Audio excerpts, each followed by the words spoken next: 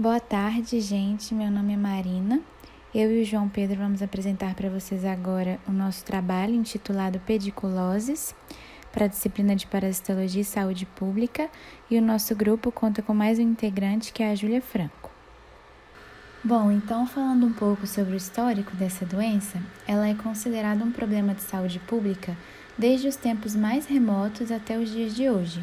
As infestações por piolhos são datadas de 25 milhões de anos atrás, existindo dados dessa enfermidade na Bíblia, sendo descrita como a terceira praga por Moisés.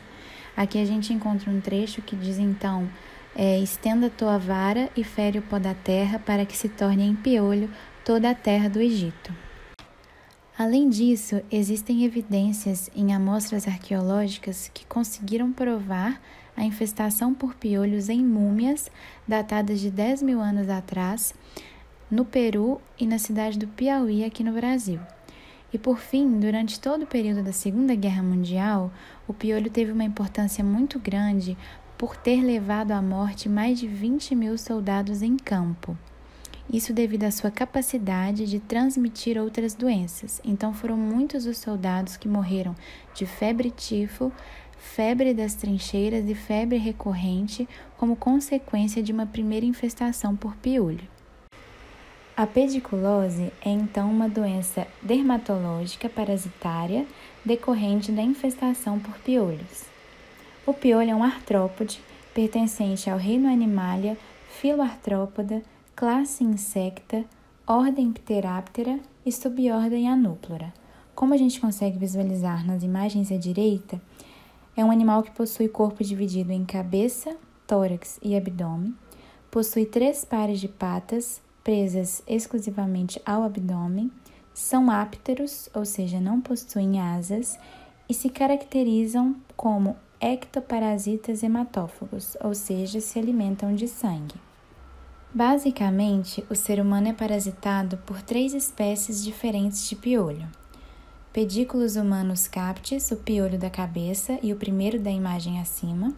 Pedículos humanus corporis, piolho do corpo, vulgarmente conhecido como muquirana. E Pictyrus pubis, piolho da região pubiana ou chato, como nome vulgar.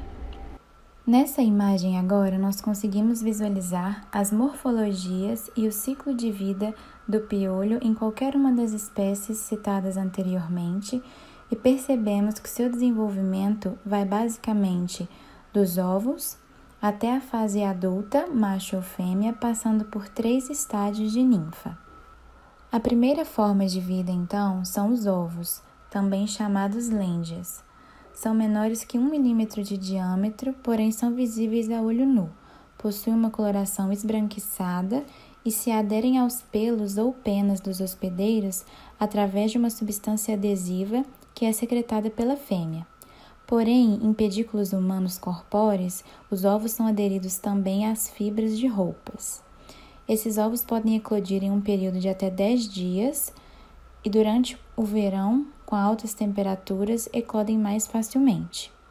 Continuando o seu desenvolvimento, após a eclosão dos ovos, passam por 3 estágios de ninfas, com suas respectivas equidízes ou mudas.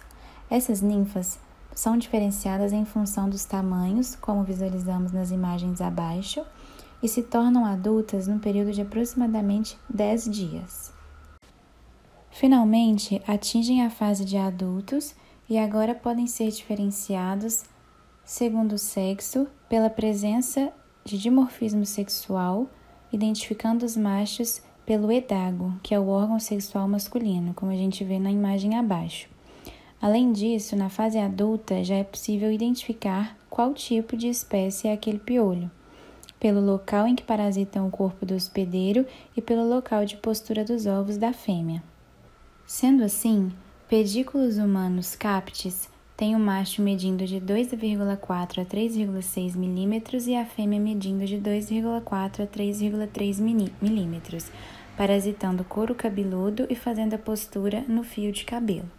Pedículos humanos corpóreos tem o macho medindo até 3 milímetros e fêmea medindo até 3,3 milímetros, parasitando o corpo do hospedeiro e fêmea fazendo postura nas dobras de roupas. Pictyrus pubis é o menor de todos, com o macho medindo 1 mm e fêmea 1,5 mm. Parasita os pelos da região pubiana, muito embora possa ser encontrado parasitando cílios, sobrancelhas, pestanas, barbas e axilas. Sobre o seu ciclo de vida, podemos dizer que é autoxênico ou monoxênico. Isso significa que todas as formas de desenvolvimento do parasita são encontradas em apenas um hospedeiro. Os indivíduos fazem então reprodução sexuada, possuindo o macho e a fêmea. A fêmea faz a ovipostura de 24 a 36 horas após a fecundação. Esse ovo vai passar por um processo de metamorfose simples, passando por estádios 1, 2 e 3 de ninfa, até atingir a maturidade sexual, onde serão diferenciados em macho e fêmea, e isso ocorre 4 horas após a fecundação. O ciclo todo se completa num período de 30 dias e o piolho pode viver de 1 a 3 meses. Eles sobrevivem até 3 dias sem se alimentar de sangue, porém os ovos não sobrevivem por muito tempo fora do hospedeiro. A fêmea pode colocar até 300 ovos durante toda a sua vida, com uma média de 7 a 10 ovos por dia, dependendo das condições de temperatura, umidade e pH do hospedeiro. A contaminação por essa doença se dá exclusivamente pela picada do piolho. Porém, é muito importante ressaltar aqui, inclusive para desmistificar alguns preconceitos, que independente da classe social, sexo, raça ou cor, qualquer pessoa pode ser infestada por piolhos, uma vez que este é um animal que está em ampla distribuição pelo meio ambiente. A partir da contaminação, a transmissão do piolho se dá pelo contato direto, repetido ou prolongado com pessoas ou utensílios que estejam contaminados. Por exemplo, bonés, escovas de cabelo, presilhas, roupas de cama e travesseiros. É bastante comum a transmissão entre crianças, principalmente em fase escolar, e as meninas apresentam maior percentual de contaminação que pode estar associado ao tamanho do cabelo. A transmissão pelo vento, embora possa acontecer, é muito pouco provável, e a pediculose pubiana é exclusivamente uma doença sexualmente transmissível. Então, sua transmissão se dá pelo contato direto durante o ato sexual. Dentre as manifestações clínicas, inicialmente se tem um prurido intenso e uma irritação no local do parasitismo. Isso se deve à reação das enzimas anticoagulantes e anestésicas que o piolho injeta no local da picada. Quando parasita na cabeça, existe uma intensa coceira do couro cabeludo, principalmente na região atrás da orelha e na nuca, como a gente consegue observar nessas imagens.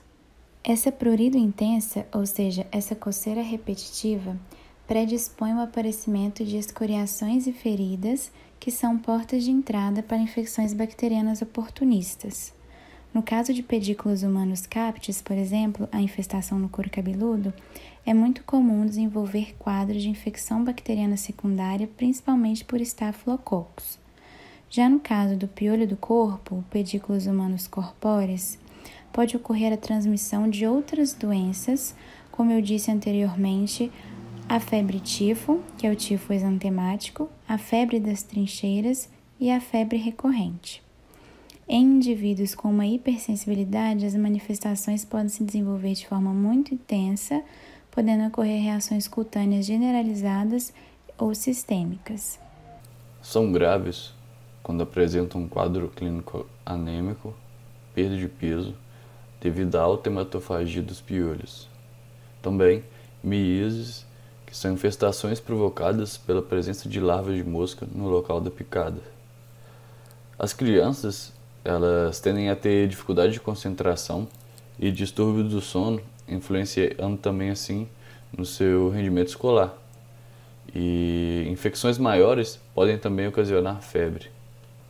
Quanto ao piolho pubiano, a infestação caracteriza-se pelo aparecimento de manchas azuladas na região do abdômen e coxas. Indivíduos com manifestação crônica podem apresentar infiltração na pele e percorada com melanina. O acometimento das sobrancelhas por Pictyrus pubis pode ser causa de blefarite e caracteriza-se por coceira intensa, lacrimejamento, com possível acometimento da conjuntiva. O diagnóstico é feito a partir da busca ativa por piolhos, a observação sintomatológica e a existência de parasitas adultos ou lêndias. Na pediculose da cabeça, é necessário fazer o diagnóstico diferencial com caspa, pois o erro com continuidade de tratamento pode causar a resistência dos organismos aos medicamentos. Na pediculose do corpo, deve ser feito um diagnóstico diferencial com sarna, e na pediculose pubiana, o diagnóstico diferencial é feito com a sífilis. Apenas o tratamento e isolamento do doente não é eficaz para o controle da doença.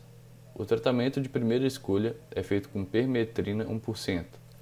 Orienta-se lavar os cabelos com shampoo normal e secar com auxílio de uma toalha. O shampoo de Lindano é também bastante utilizado. A ivermectina também produziu resultados positivos para parasitas adultos. Algumas falhas do tratamento estão relacionadas à má adesão, uso incorreto do produto, quantidade insuficiente do produto, não retirada das lêndias viáveis e reinfecção. Também, a retirada manual das lêndias, associada ao pente fino, a cada 2 a 3 dias, até a completa remoção dos parasitas. Desinfecção de roupas de cama e travesseiro. A coceira característica pode ser tratada com anti-histamínicos, enquanto que as infecções secundárias podem ser eliminadas por antibióticos. A aplicação de loções antipuriginosas. Cortar fios pubianos pode ser medida eficaz dependendo da gravidade da infestação, mas não garante a eliminação total dos parasitas. A profilaxia é feita a partir do controle químico, educação em saúde e hábitos de higiene, examinar com frequência a cabeça de crianças, não compartilhar itens que tocam a cabeça, como pentes, toalhas, grampos, chapéus, capacetes e fones de ouvido, trocar roupas de cama rotineiramente. É recomendável mandar as crianças para a escola com os cabelos presos. Não armazenar roupas que, possivelmente, estejam infestadas de piolhos ou travesseiros e cobertores em armários. Manter escovas de cabelos ou outros utensílios submersos em água quente por 10 minutos. Roupas e utensílios pessoais de pano, usados nas últimas 48 horas, devem ser lavados com água a temperatura acima de 50 graus ou secados em máquinas de secar roupas nas mais altas temperaturas. Pentear o cabelo molhado com pente fino para retirada de lêndias. Medicação oral, apenas se orientado por um médico. Tratamento dos familiares e raramente é necessário o corte de cabelos para as pessoas acometidas. A população tem usado qualquer medida para acabar com o piolho, como produtos extremamente tóxicos, como neocídio, querosene e gasolina, que podem levar o indivíduo ao óbito. Receitas caseiras como o uso de vinagre, água salgada ou shampoos feitos à base de ervas, vulgarmente conhecidas como boldo, melão de São Caetano e arruda. Embora extremamente promissoras, pouco ou nada se sabe sobre o real efeito dessas plantas no combate ao piolho, além de dados puramente empíricos relatados da própria população sobre a eficácia dos mesmos. A pediculose tem alta prevalência mundial, hiperendêmica nas Américas e em várias regiões do Brasil, atingindo cerca de 30% das crianças com idade escolar. Predominância no sexo feminino devido ao comprimento do cabelo e maior convívio com crianças. Pedículos corpóreos é a mais rara, mas importante para a vigilância epidemiológica devido à capacidade de transmitir outras doenças.